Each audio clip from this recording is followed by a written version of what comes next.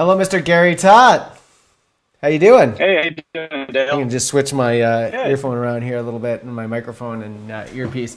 Thanks so much for joining us today. Super appreciate it. I'm actually quite excited for this. I mean, you and I have a lot in common, the background in outdoor adventure sports and both filmmakers. So I think, for me as a personal investment, this is going to be a really exciting conversation for me. I've got a lot of questions, and I know that the audience joining us will also have some questions.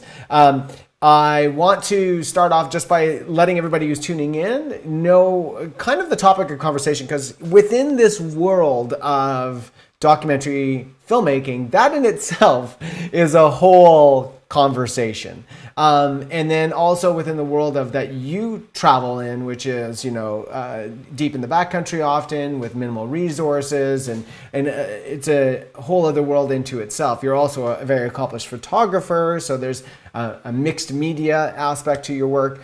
What we really want to focus on today, and we're going to talk about a lot of things, but what we really want to focus on is you're really amazing at documenting your own process, so that there's the final film or the final photos that everybody sees, but then there's all this other stuff that only you see in the journals that you keep that really gives you this amazing feedback loop about how you're doing. And when you move into these next projects, or as your projects grow within the length of a project, you learn a lot about yourself in the process, and you learn a lot about the ways that you do things. And I thought that was really fascinating when you and I were talking originally on the phone. And I thought this is a great lesson for other aspiring documentary filmmakers, because we rarely think that it's good to take the time to assess, how are we doing? How was that experience? Did I get the right shot? Did I do all these different things? So really excited to start that. I want to give people a quick intro about who you are and how the work or what the work is that you do. So I'm going to play a quick demo reel here for you. This is your adventure filmmaking reel, and then we'll come back and start the conversation. So here we go. Cool.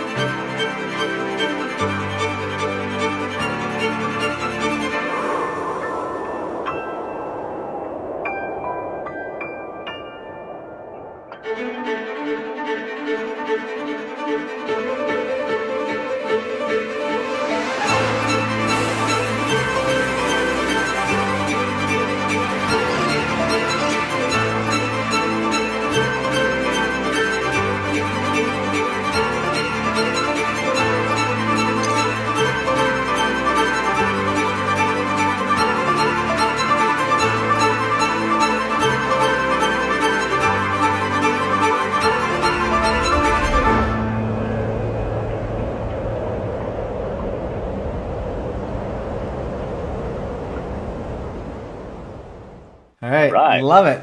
You are definitely not a one-trick pony, I'll tell you that. There's a lot of variety in there. It's So been a Garry, strange adventure, Dale. exactly.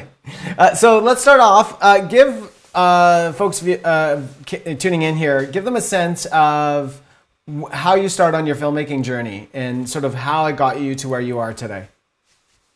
Yeah, yeah, for sure. First up, big thanks to you and Vistek. It's fun to be on here and chat some stuff out. I think a lot of the past adventures have been really wild, and I think a big part of it is, like you say, it's the documenting of the journey, but also a couple of the projects I want to share with you guys today have been literally where the sharing of the journey and the documenting of it is part of the process. So like live streaming via satellite from remote places and telling the story of the production you're doing. It gets a little meta, but also it does get super interesting when you see the behind the scenes as part of the call it edutainment. But yeah, in terms of the where I started from, I grew up in Ottawa. Actually, I'm in Toronto now, in my studio here. But growing up in Ottawa, I started as went to Algonquin College for TV broadcasting, got into the early game of digital editing, kind of at the at the dawn of when it first started to come out, and early thing. And then got a job working for a company doing largely corporate video work. It was Ottawa, and there was a lot of that government work available, and moved through that, and then got into a lot of motion graphic stuff. Started to get into some cool music video stuff, and ultimately moved to Toronto to sort of pursue all of that.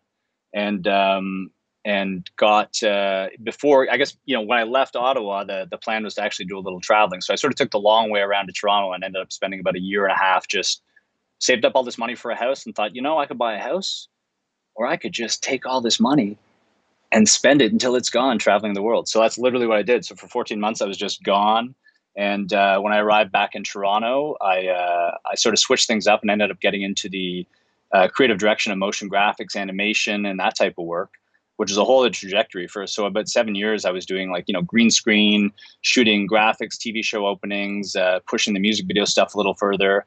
And then literally started to burn out. It was just like nonstop. You were in front of computer screens all the time. It was graphics, it was animation, it was rendering, it was computer crashes, it was hard drive failures and backups and archives, and I was just losing my mind. And I finally decided I gotta change it up. We're getting some warnings here. Okay, we're back. Reconnection successful. Sorry, we were running into some strange internet goblins. So you were talking about just before we cut off that you were starting to burn out. There was a lot of time sitting at a computer, and that seemed to have been a propagator of change for you. So pick us up where we left off there. I mean, just sort of burning out on all of the, the computer time. I got a call right around that time. It was in actually 2010, this month in 2010, to basically take the sort of editing and apply it to an expedition. So they needed an editor and shooter and someone who could kind of do a bit of a jack of all trades job to document this Everest expedition. It was the Finding Life expedition with Elias Akeley and Ale Baldo in 2010. And I said, absolutely, this is perfect. I can get back on the travel train and take the whole post-production I've been doing, but just get out of the edit suite and get out of the dark confines of graphics and animation and that type of thing. And we did. And we went up to Mount Everest. And actually, I think, we screen sharing here? What's the deal? Yeah, dude. Yeah? Dude, here, let me... I see me right now, and everyone sees me seeing you. Seeing it's very meta. I got to minimize you, Dale. Not to minimize you. All right, here we go. So I got a folder of stuff, but yeah, we went up to Everest, and this was a mind-blowing experience for me because we got up. Can you see that stuff? Yep. Right. Yeah. So we packed up a whole bunch of gear. Actually, here, let me do it this way. We packed up a whole bunch of gear, and we went up to. Is that gonna work? Here we go. Maybe. There we go. So we packed up a bunch of gear, basically mobile edit suite, camera gear, and everything. And this was very, this is sort of 10 years back. This was the start of the DSLR revolution, right? This is when the Canon Mark II came out, right? And so to Everest to document this expedition, and the shoulder rigs were not what they were today. So this ended up being a bit of I still love this ridiculous shoulder rig. And, they didn't really, the Zacutos weren't out. You didn't have proper eyepieces. It was kind of these janky rigs. And so anyway, we documented this expedition. And to be honest, the Joby worked pretty good as a little tripod that would modify to any situation. And I had the choice of buying at the time. Oh man, I look so tired. It was a long expedition.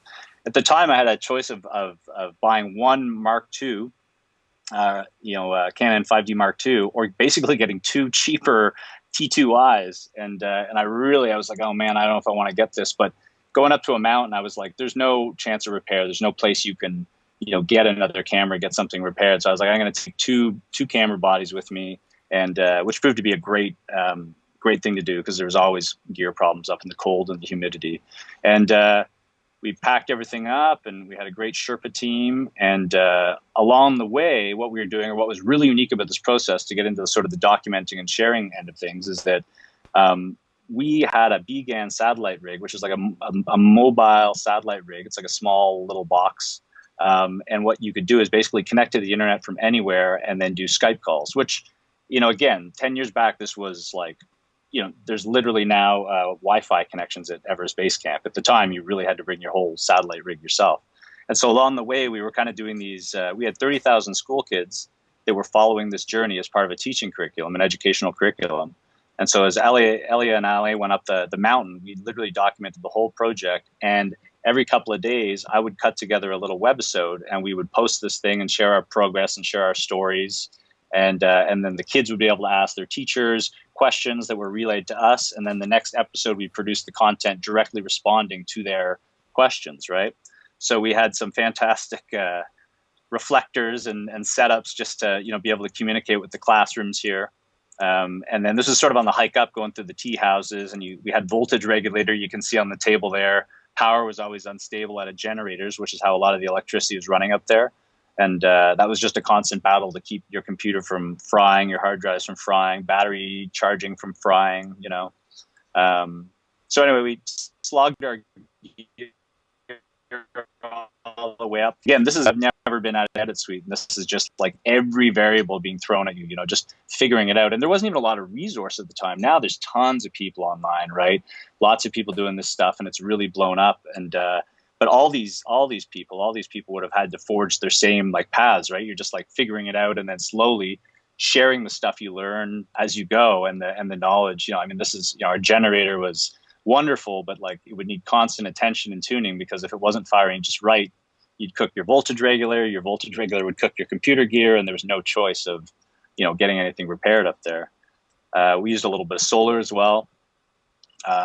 This was sort of the edit suite up there. So when I got up there, it was like my home away from home, and I literally spent 2 months in this tent at base camp shooting and editing content for this expedition.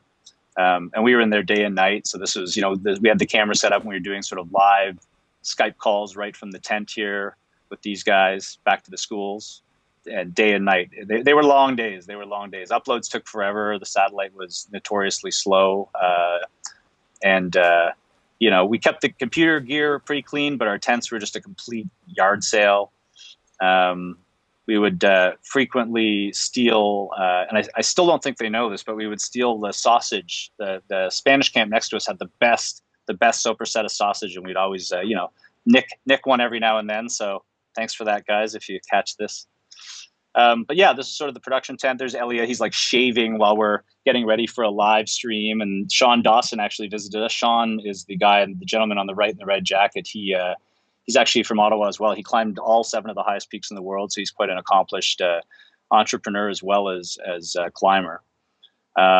Things would get pretty intense, right? Like we were doing like live feeds with NBC and some of the major American outlets as well. So making sure that our streams were running and that we would get up there on time, and get out to the masses was a big challenge, right? This was summit day. So this is literally almost 10 years ago. I think it was like 5 days ago. That 10 years and 5 days ago, we had this set up, and I was waiting for the guys to actually call down from the summit.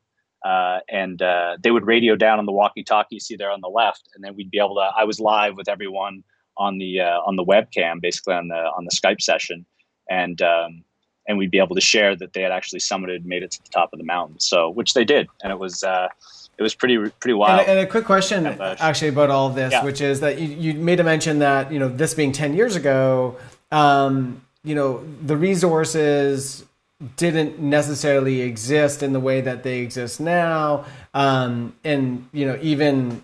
When I'm looking at your power generation, we have such amazing solar power solutions now for the backcountry that we didn't even have. As far as, we had them 10 years ago, but they were a bit brutish at best, and they had pretty low wattage. You're someone who spent a lot of time in an edit suite.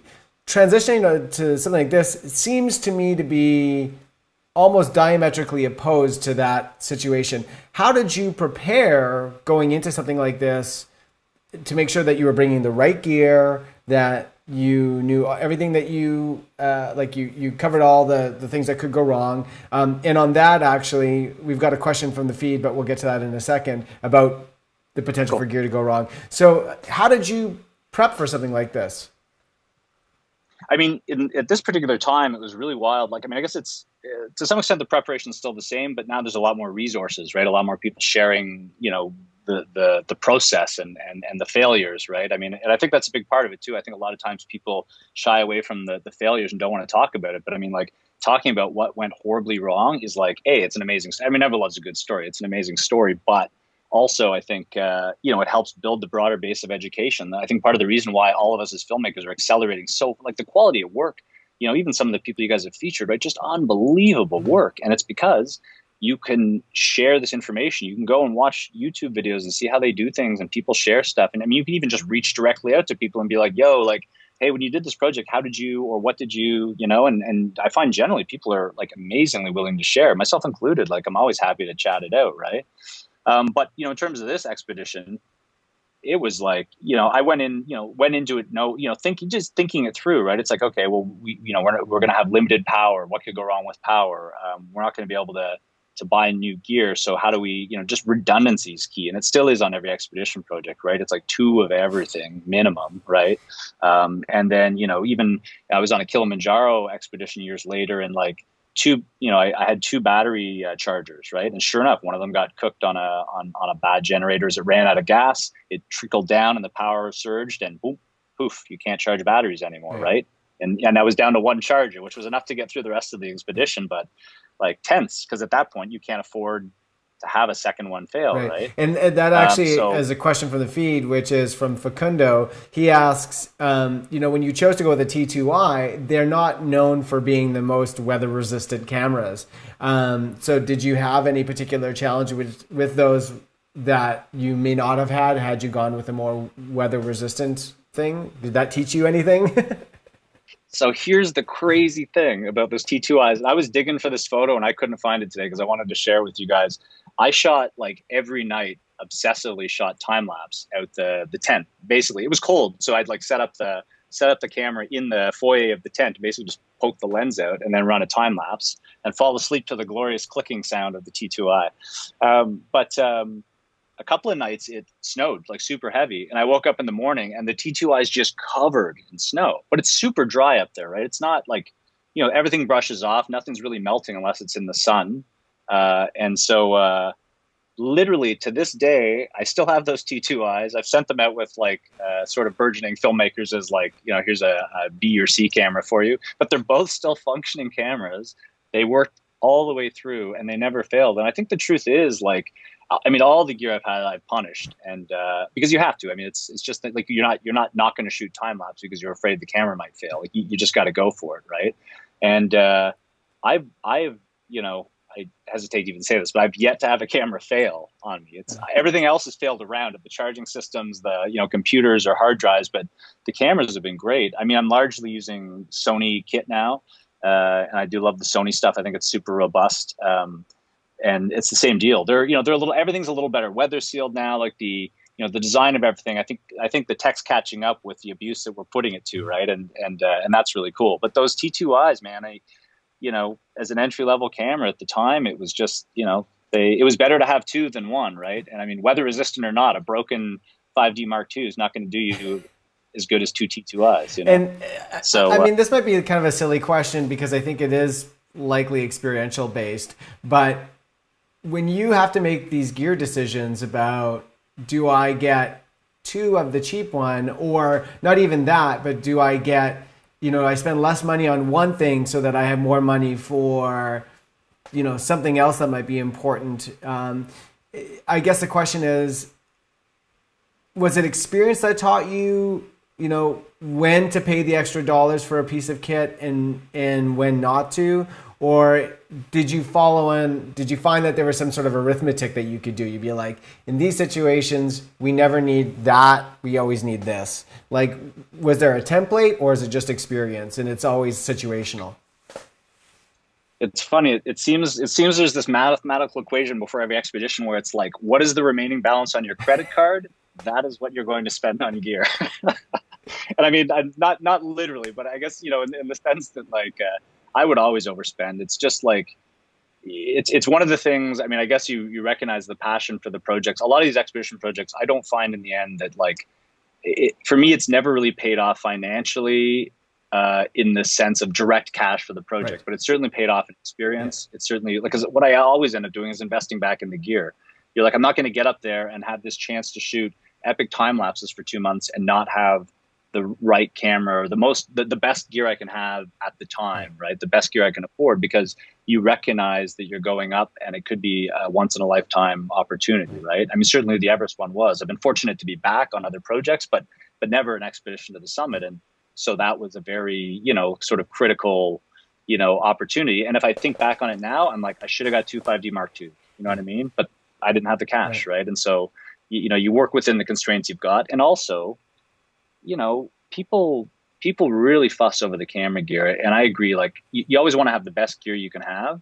I mean, I've rarely shot on a Red, but I just often can't afford it. I haven't shot on Ari a lot because it's out of the price range for these expedition projects often, right? Like, I mean, but the storytelling skill still remains the same. And I think a lot of people have said that, right? It's just like you do the best with the tools you have, and you could have the greatest camera in the world up there, but if the stuff happening in front of it's boring, who cares, right? It doesn't matter how many stops of latitude you have for color grading on something that's incredibly boring, right? Yeah, and so kind of further to that, I mean, this is a bit of a gear switch, but when I look at a lot of your work and you're capturing these really incredible moments, and also being in a lot of these similar places, being, high up in the Alpine, being on expeditions where they're long expeditions, they go for a really long time, but you only have so much media, right? And you're also having to make sure that you're safe, you're healthy, which leads to this question of how do you decide when to roll the camera? And I say that, I know that might sound a bit insulting, but anything can happen at any time, but you have a limited amount of ability to capture and save data. And so when you're going into these expeditions, how do you know when to turn the camera on and when to leave it in the backpack? Right. Fair enough. I mean, a lot of it is also, like it is always a balance of, you're hiking, right? And in certain cases, you've got to make a certain amount of time in a certain number of days, right? And so how often can you stop and set up a shoot? Or, like I found I very rarely had the opportunity to say to someone, could you just run down to that valley and just huck it up one more time just so I can get like a close up of that? It's not an option, right? You're documenting the stuff as it unfolds, right? Or, worse, you're like running down the valley yourself and going up to the other side of the valley so that you can get the wide shot across. And then you're running down and catching up, so I guess that balance of like, keeping a base level of fitness along with, the camera gear and all that is another thing. But in terms of when to roll, I mean, I think like media is like one of the biggest things, right? I'll just bring scads of memory cards, right? Now, some projects, if you can afford the generator and the resources to have the constant power, because if you don't have a generator with you, like no amount of solar, the tech's good, but no amount of solar is going to be enough to run a laptop to back up files and do editing. Like you're going to need a constant source of power, like a generator. And if you don't have that, I had a recent project, actually, I guess maybe 2 years ago, we went back to Everest for more of it was like a charity climb. And there was no real resources for constant power per se. And so a lot of, other than the tea houses, but that was always a tricky thing. So what I decided to do is skip the laptop entirely and just bring tons of memory cards and just shoot it all out. And it's a little terrifying because you're constantly running with no real backup.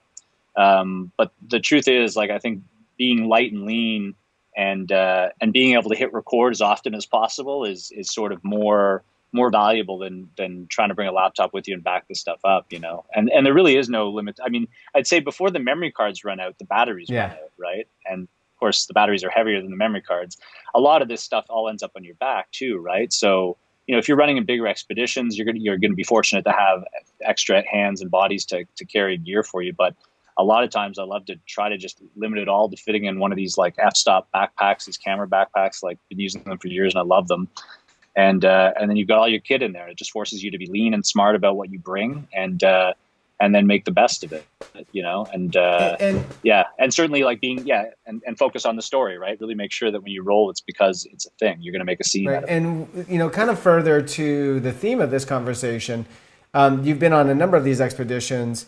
Can you articulate how recording the experience each time, has led to more efficiencies out in the field. Like, you're not doing the same things you were doing 10 years ago because you reflected on it and you're like, oh, it's better that I do it this way now. Like, what kind of things did you learn? What sort of landmark things did you learn in these last decade or so?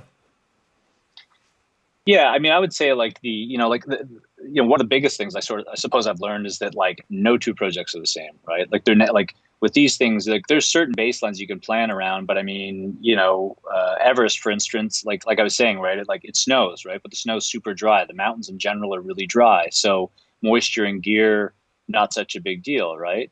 And so you don't end up with like lenses fogging up and that type of thing, right? But if you're working in the Amazon or in the jungle, super damp, right? Mold in camera lenses and moisture everywhere, right? And very, very hard to control. And so, until you've done a mountain project and say a jungle project, those two things in terms of what you bring and what your power sources are for charging and, how much kit you're going to bring, how much resource you have to help you move camera gear or gimbals or drones.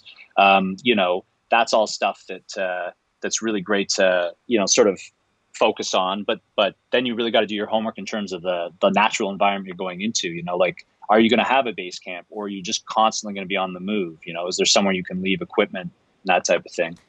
Actually, this is a great, the video you're playing now was this other project that I was going to talk to you guys about. It was a really interesting expedition where we took it was a Canada 150 initiative, and we took an icebreaker. It was the Students on Ice organization led by Jeff Green, and they got the resources to kit up an icebreaker, the Polar Prince, and we took the Polar Prince leaving from Toronto, went up the St. Lawrence Seaway, and went all the way up the East Coast, all the way around the Northwest Passage in Alaska, and all the way back down the West Coast of Canada to Victoria. And all along the way, we had about 15 different legs, and we'd bring on different participants. And the participants would all sort of gather and visit different remote sort of outport communities and indigenous communities all around the country, and have a lot of dialogue and discussion about, Canada and just the incredible stories and challenges that people face everywhere. And it was an amazing project. But I had the opportunity to lead the media team with Peter Wall, and we had 2 photographers, we had 2 videographers, we had social media producers, drone pilots, and we had sort of this 6 to 7 person media team. And actually, Vistek and Sony were huge sponsors of this project. They gave us a bunch of FS5s and camera gear and lenses.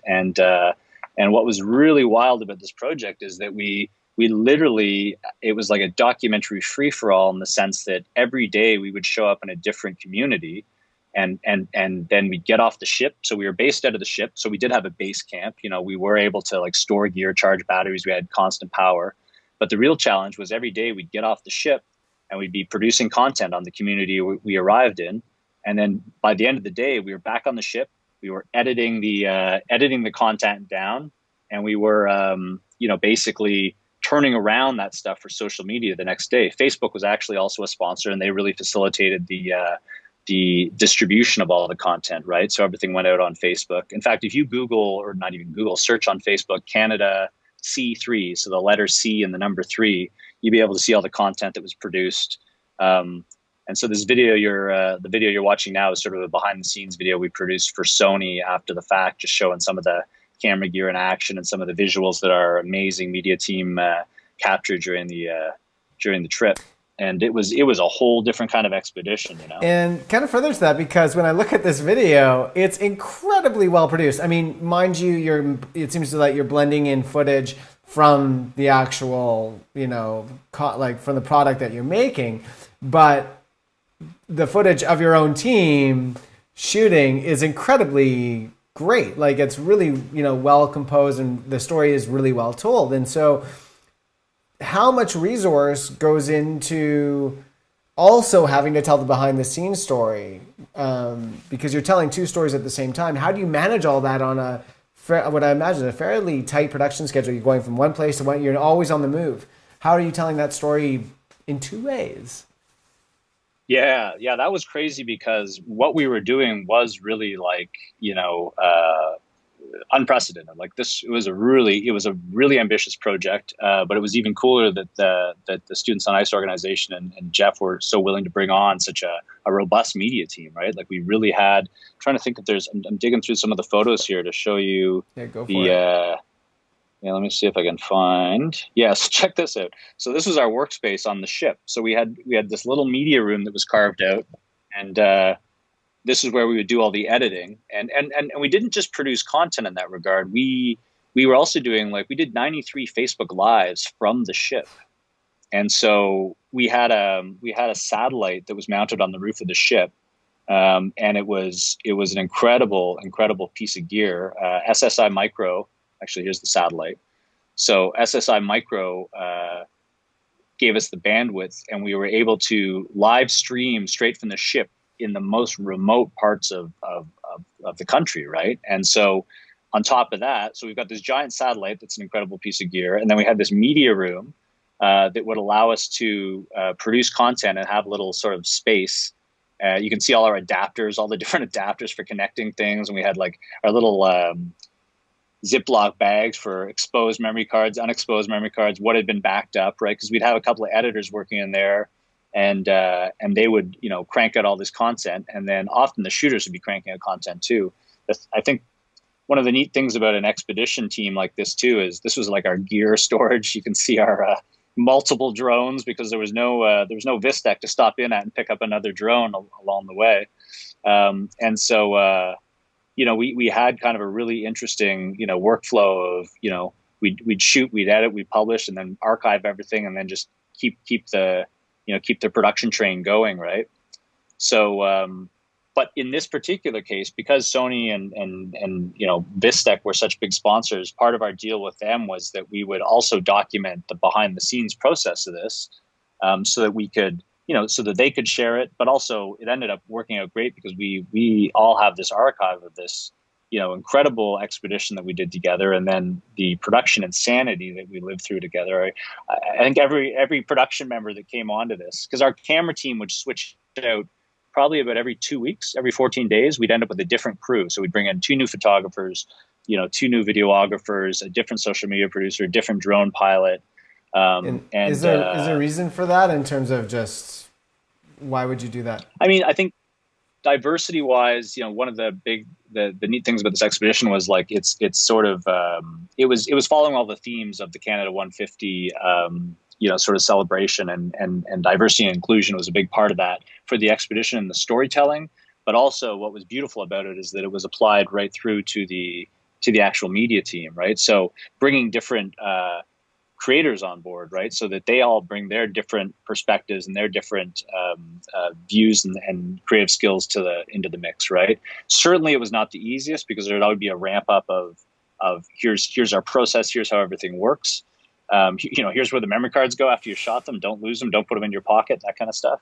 But it was incredible. I mean, that diversity, and it's funny too, because now historically we're all very, very much bonded in the trauma is not the right word, but like the excitement and the insanity of producing content on an icebreaker as it's navigating around the entire country, right?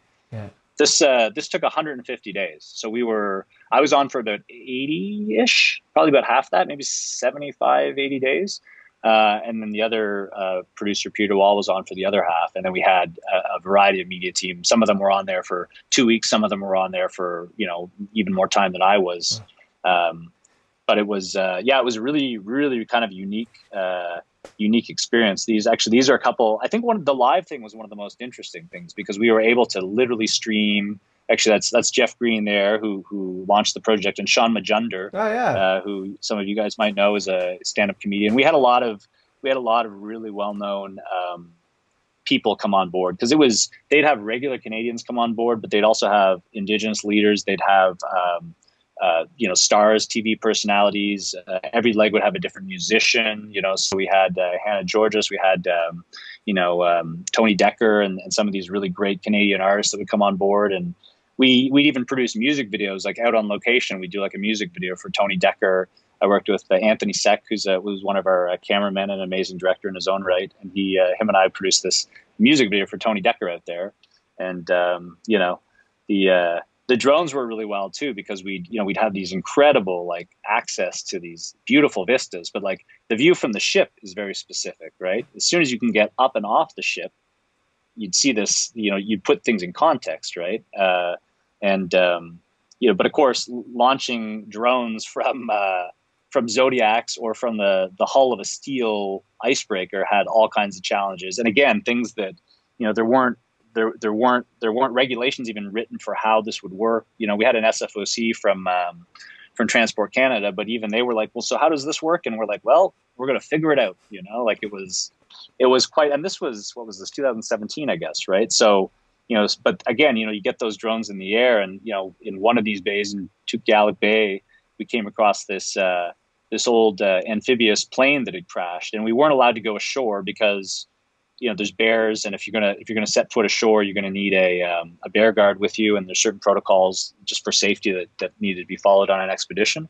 But the drones would give us this crazy access. It's like, oh, hang on, let's go take a look. Like, there's a wreck of an airplane, and so we really got to come across a lot of neat things. And then, again, the live broadcasts were just, incredible. We were able to stream out to classrooms, to stream out to the internet, to stream out to media, and literally and not just like a live, like, we did live straight from, say, like an iPhone, right? Because we could do that.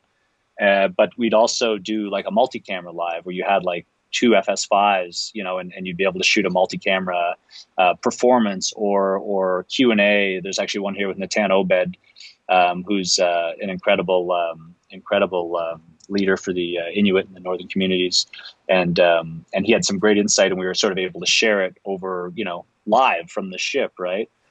This is the captain actually doing Captain Stefan Guy doing an early morning live with CBC.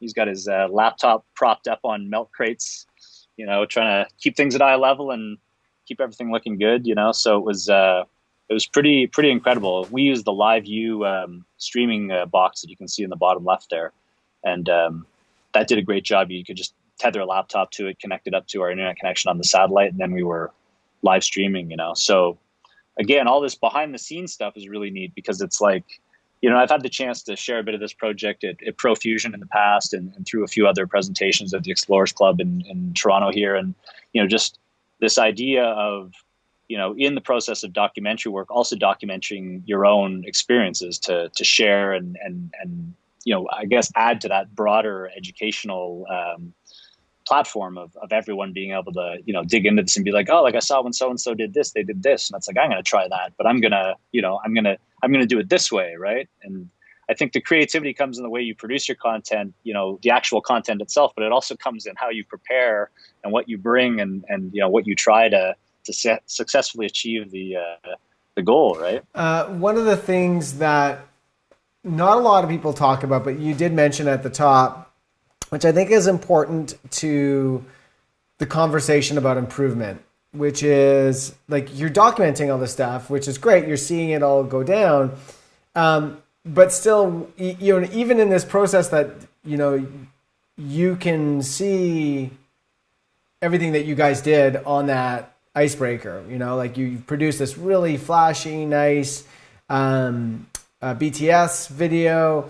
It gives the impression when we look at your work and we look at even that, I mean, the impression is true. You are incredibly skilled. You have a wealth of experience, and that really leads, and you also work with a very intelligent team of people all the time to make sure that the quality is always there. But as an individual artist, we know that the reality is that we are, I think Martin Scorsese actually says something that's like, what you're seeing is a culmination of my failures. And we don't spend enough time talking about that. And what I really like about your process and what you've talked about is the sense that when we run into challenges as creators, that we need to sort of take a moment and reflect on what those challenges were and how we're going to move forward or how we're going to learn from that. So can you spend a little bit of time talking about some of the challenges that you've come up with in your career, some of the most notable moments, and how reflection has allowed you to not let that failure remain a failure and be nothing else, but actually to be a seed of success for the future. Can you give us any anecdotes? Yeah, I mean, look, I think one of the biggest things when you do this stuff is obviously you're going in and the work, and you're being paid to document an expedition. You're being paid to record this content or record this historical event of summiting a mountain or taking an icebreaker around the whole country, right? But in the end, you all you can do is prepare to do your best work. Now, the variables for instance, on the Canada C3 expedition, we'd know we were going to a certain community on, say, 3 days from now, we were going to show up in this community, and there was this incredible story we had researched, and this is going to be great.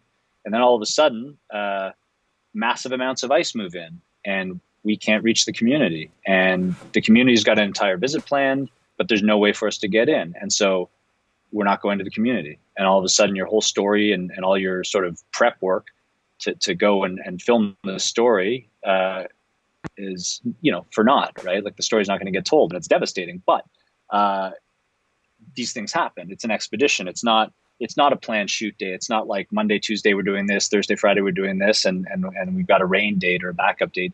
On the expeditions, everything is fluid, everything is changing, everything is shifting. And so, you've got your plan A, your plan B, and your plan C, and you just have to accept that things are going to change. Gear's going to get broken. And that's going to be part of the journey. Right. And so, yeah, I think if you can go into it with that mental attitude, then you're not going to be stressing about it so much, right? It's not going to be like, if you thought about it, you'd be like, this is insane. Like this, how and you have to plan to succeed. You can't worry about the failure, right?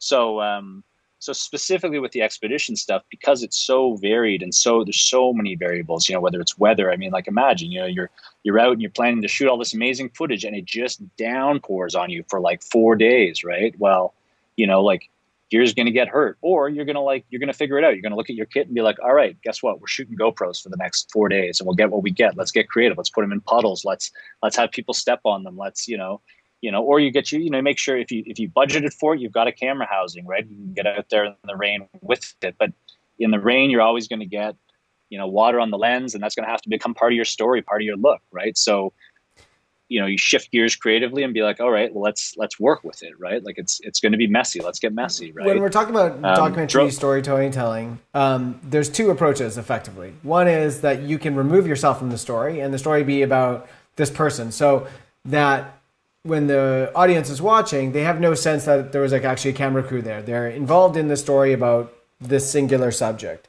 Then there's POV, which is the filmmakers are part of the story.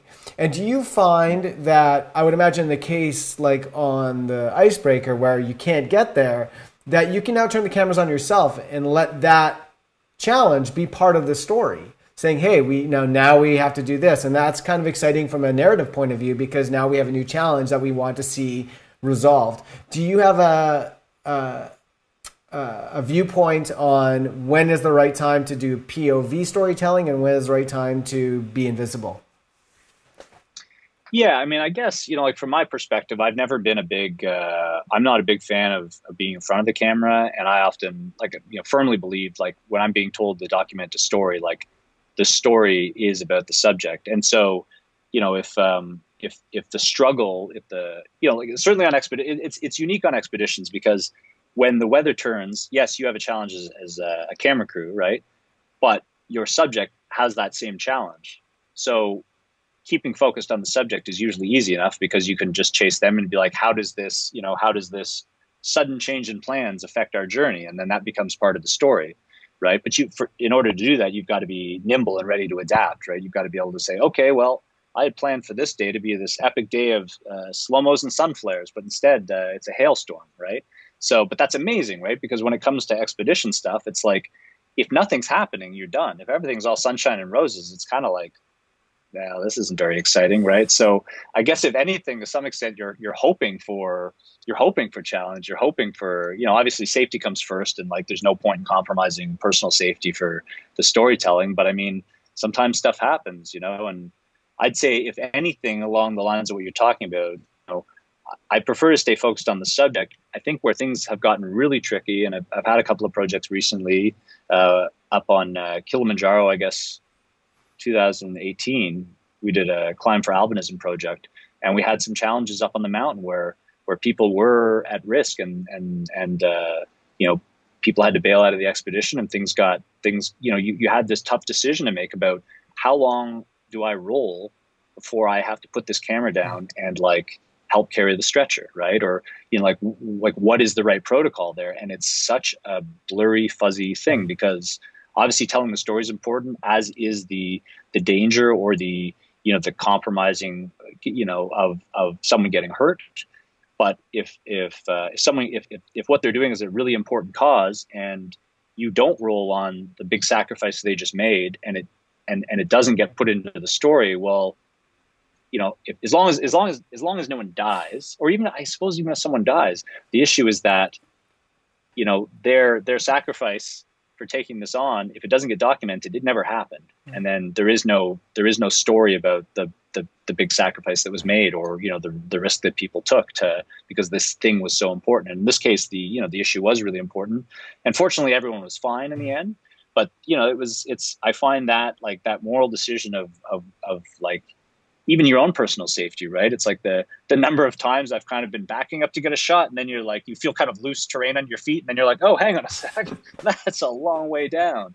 You know, like, hang on, I'm just going to check my own personal safety for a second, and maybe stop recording for a minute and like regroup, right? Because it's easy. I mean, if any cameramen out there know, you know, or camera people out there know, it's you get into it, right? You're like, oh, I'm gonna get this shot, I'm gonna get this shot, and you're all up in the edit in your head, and you're in your little viewfinder, you know, and you're not paying attention necessarily to the polar bear that's crept out along the beach in the background, right? And hopefully you've got people in place that are you know, your eyes for you on those things. But, you know, when it comes to the personal safety of people, and in that POV style telling of a story, I find a lot of that stuff gets really dramatized, right? Because you can easily up your own stakes if you're making the story about yourself. And I don't know, I find I can usually smell that in a story pretty quickly. You're kind of like, wait a minute, this story's not about that. It's about these other people. But how did the you know, the camera person become part of this, you know?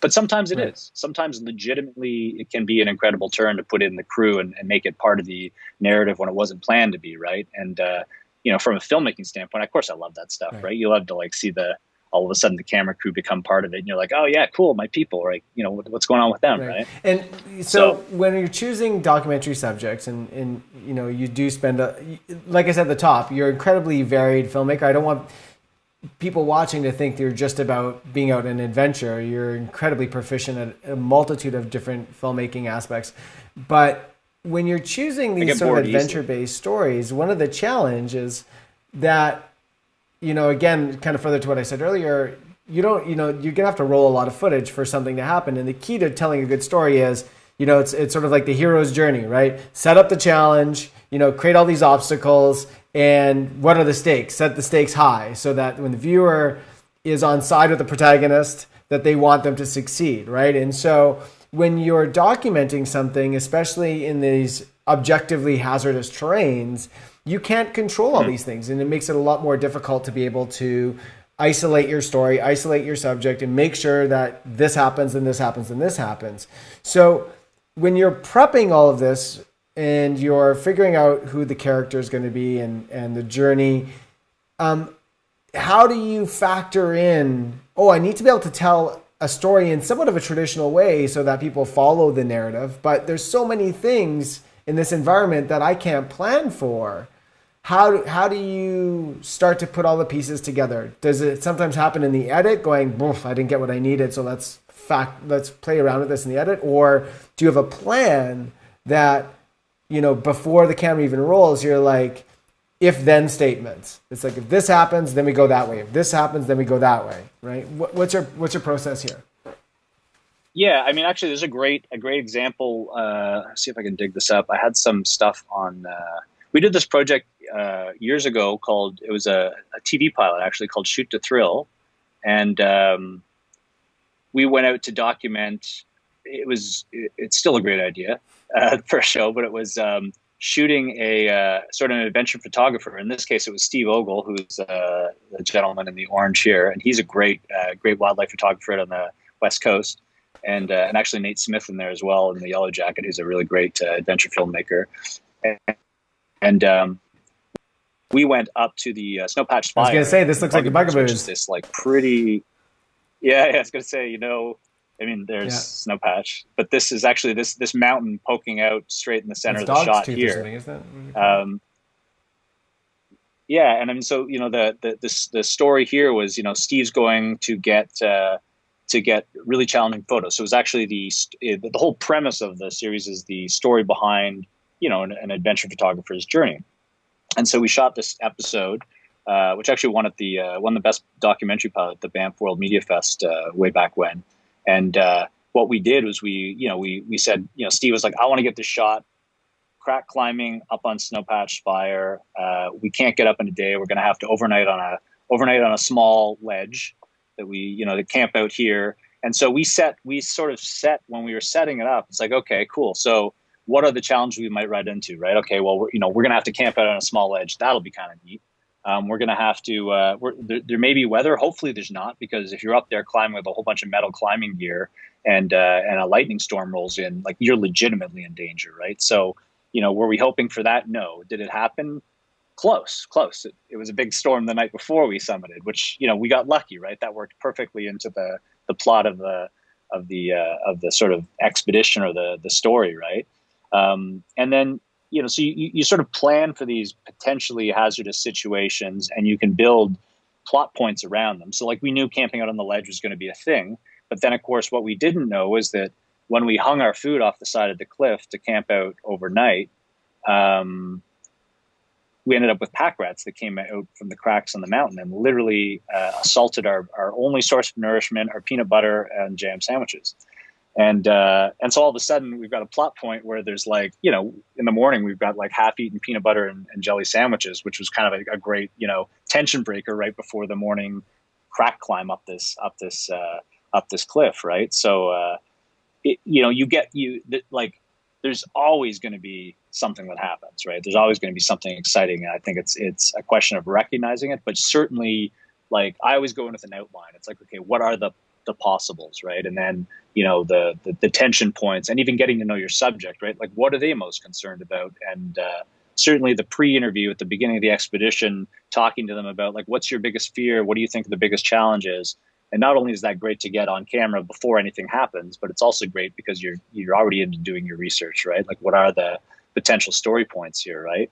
And then, sometimes you get it, sometimes you don't, right? Like, something goes down and you're able to document it, but maybe you're not, because your camera's all jammed up with snow, or the thing fogs because you went into a tent and came out, and then all of a sudden your lens is fogged and you miss the moment, and and then you bust out your iPhone and you take a behind the scenes photo, and you're like, never go into the tent again right before a critical moment because it could fog your camera, and then you remember that forever, right? And you said a couple of interesting things there. One is, in terms of not knowing how the story is going to turn out. So you start with this, what we call interview, right? That sort of sets it up, right? But have you come into situations where, let's take an analogy of say a football game or something, right? So either the team you're following wins or they lose, right? We know it's binary, one or the other. So we can tell the narrative, we can plan for the narrative of if they lose, or in this particular case, did you summit? Yes or no, right? But are there situations that you couldn't plan for that was neither binary in that way? And how do you solve for this when a story goes off in another direction that all your pre-interviews didn't even talk about, right? Like, it just went off another. Has that ever happened to you? Maybe it hasn't, but. No, man, it happened. It happened very recently. And actually, let me see if I can, we did a project, and I mean, this was probably one of my most valuable learning lessons. And it happened like relatively deep into a career of doing this, right? But last year, January, I guess it was March, April of last year, I got involved in this Arctic return expedition, which was it's going to be a 650 kilometer self-supported ski journey from Nauyuat up in Nunavut to Joe Haven. And we were going to, the plan was to ski and camp and retrace the footsteps of John Ray, who was a gentleman who in 1854 actually mapped the Northwest Passage, which was the sort of sought after route. He had sort of mapped the last little bit that opened up that passage now for all kinds of things, for better or worse. And so I got asked by David Reed, would I be willing to come along and document this journey and make a film about it? And I said, absolutely. Like I would love to do this, this trip with you guys, but in my head, I'm thinking, man, like, am I able to ski this? Like, am I really going to be able to tow a 200-pound sled plus camera gear? So 200-pound sled with camping gear and food for it was a 35-day expedition, right? And the temperature is going to be minus 40 all the time. Like, how on earth am I going to charge a battery in minus 40? No generator, just solar. And so I made a lot of sort of plans for this, and trained for like a year, like out in the ravine in Toronto or along the train tracks in Toronto, towing a sled like a crazy person in the middle of summer with 200 pounds in it to like get your body in shape, get your legs in shape and everything. And doing the prep, right? We did stories. We did, I produced a teaser for the expedition. I invested tons of money in gear and research and time to make this film. And then in the days, well, I'd say in the 2 months leading up to the expedition, the more I trained, the more I was really having problems with my ski boots. I was like, I'd been trained for a year towing just in regular hiking boots. But as you know, in Toronto, it doesn't get super cold. So skiing in the city was not an option. So I'd get out of the city as often as I could to start testing the camera gear with the skis and, camera mounts on the end of your ski pole. So when you're skiing, you can still set up and get a shot and all kinds of crazy stuff, right? Keeping your batteries in with a hot water bottle in a cooler bag just so that they don't freeze, because literally batteries would be freezing and popping open and they're done, right? And so as I was finishing up my training and got into the skis, I was really having problems with my boot, and it was really grinding out against my heel, and I could not solve this. I went to see people who like melted out the boot and created all kinds of room for my foot in there. And, but I talked to David about it, and he's like, normally if you're not 100%, you won't go. But he had recognized how much effort I had put into this expedition. And so I said, I'd like to go. Like, I would like to go and fail over giving up before even getting there. Also, I had too much invested in it at that point. And so we went up there, and we sort of got all prepped. And the day we hit Nauyuat, a huge snowstorm moved in. There was like 80-kilometer-hour winds, and so we literally ended up camping out on the sea ice next to the community. And the wind was just howling, but it was good because it gave us a chance to get our gear together. But we weren't going to head out into a blizzard to start this expedition. And then finally, after a couple of days, the weather finally calmed, and David's like, "All right, we should go. Things are breaking. Let's get our skis on." We packed everything up and we started skiing. And the first couple of days were, and beautiful bluebird days. Sun came out, and we were skiing, and it was still super cold, but like getting stuff done, getting beautiful photos, beautiful imagery, and then by like the second day, I guess, like that whole first day, my ankle was killing me, and then we started to hit points where the ice wasn't flat, but it was broken up, and we were like slogging the stuff through there. And it was like I wasn't getting to shoot nearly as much. I was getting worked. Like it was really hard, that part I was ready for. But the heel was just gnawing, and my foot was in a lot of pain. And by the end of that day, the next sort of step was that we were going to start going up the North Pole River, and it was far from getting easier. It was going to get really hard, and there was this decision to make about the time I'd put into it, but then. We were a 4-person team. Now, if I keep going, and I mean, this is my logic, if I kept going and put the team at risk or put the expedition at risk, that was a real thing. And I didn't want to compromise the expedition, but I also didn't want to compromise the film. And I knew that if I backed out, like everything was done, like all the work, everything, there's no film. Right. And I talked to David, and I was like, look, like this foot's a problem, and like, it's messing with my head because it's also compromising my confidence, right? Like you're not able to stay in the game. I'm not able to I figured I was probably operating at like 90% of my energy, leaving about 10% for filming, and there was no more latitude for a problem. Like I didn't have any room for an ankle issue, a heel issue, and I could still get back to the community relatively affordably, and I could still get out, although the flight was like $2,500 home, right, one way, and I was like, talked to David, and he's like, yeah, I think it's best if you go, and it sucked, like it was heartbreaking, and everything was done, and so like what I've got here is like a few great pictures of the start of an expedition, and actually it was Frank Wolf was another one of the guys on the expedition, and he's quite an accomplished filmmaker and legend, and I guess about maybe 12 days later or 15 days later, and Frank pushed it much harder because he's way more hardcore than I am. He had cut open the side of his boot to make room. He had pocket knifed it open and like made room for his heel and everything. But in the end, it was the same deal. I mean, these ski expeditions can be really tough, and so he had to bail out further up in much more remote area.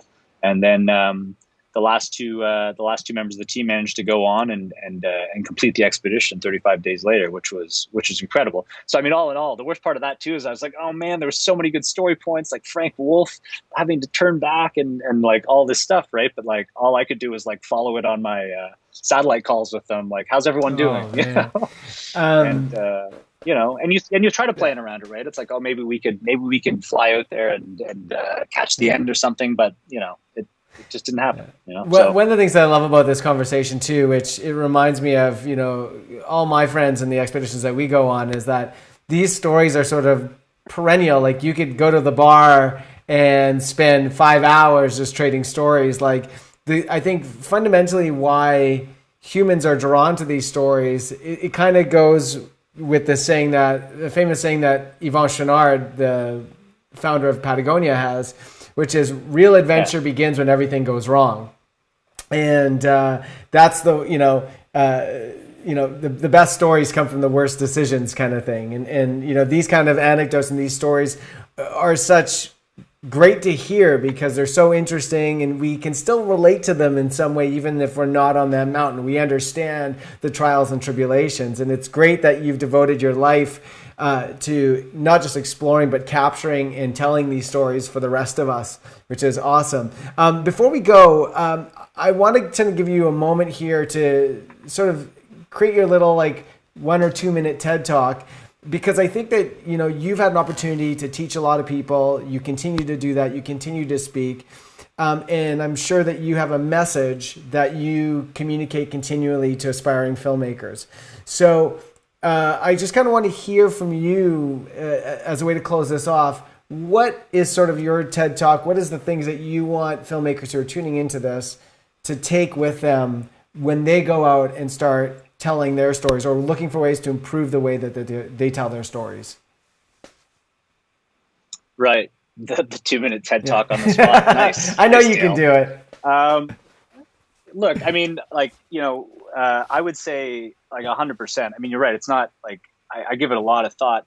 I mean, you've got me on here. I'm talking about these stories. I am not the expert. I would say that every project I work on, I'm still learning, and I wouldn't even necessarily talk about just expedition stuff or filming. I mean, you're learning about life. You're learning about, we're learning about, the challenges going on in the world right now, right? I mean, you're in a constant state of learning, right? And I think it's really important as filmmakers to remember that. Like, I find there's not a lot of place for ego in this, right? It's like you do things, you learn things, you share things. It's almost part of the process. It's part of the contributing to a bigger community, right? And when it comes to filmmaking, it's like, oh my God, I had a friend, Nick Castell, reach out, really amazing filmmaker, met him on Canada C3, and he was doing an Arctic project that unfortunately got delayed. He was like, how does this work? How does that work? And I'm like, oh man, give me a call. There's so many things that I would do differently, right? Like I got worked on the ski expedition, but now I know all of this stuff, right? And so I'm willing to share that. And then, if he returns from his thing, I'd be like, Nick, what happened? How did it go?